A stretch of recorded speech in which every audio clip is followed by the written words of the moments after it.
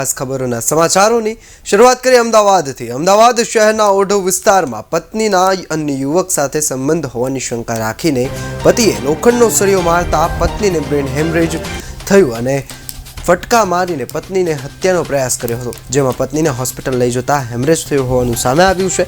આ અંગે પત્નીના ભાઈએ ઓઢવ પોલીસ સ્ટેશનમાં શખ્સ સામે હત્યાના પ્રયાસ સહિતની કલમ હેઠળ ફરિયાદ નોંધાવતા પોલીસે આરોપીની ધરપકડ કરીને વધુ તપાસ હાથ ધરી છે।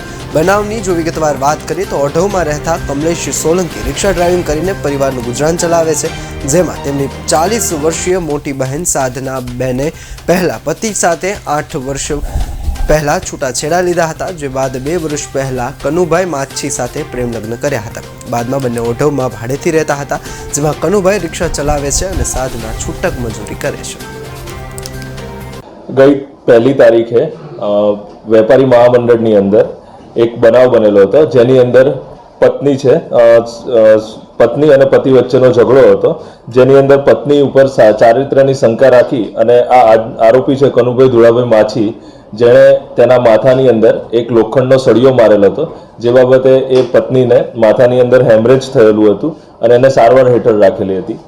એ પતિને તેની વાઈફ ઉપર ચારિત્ર બાબતે શંકા હતી। અગાઉના જે જગ્યાએ તે નોકરી કરતી હતી તે જગ્યાએ તેની ચારિત્રની શંકા રાખી અને એ બાબતે બોલાચાલી થતાં એને અત્યારે જે કામવાળી જગ્યા છે ત્યાં જઈ અને તેની જોડે માથાકૂટ કરેલ અને ત્યાં પડેલો સળિયો છે એના માથામાં મારી અને જીવલેણ ઈજા પહોંચાડેલ છે।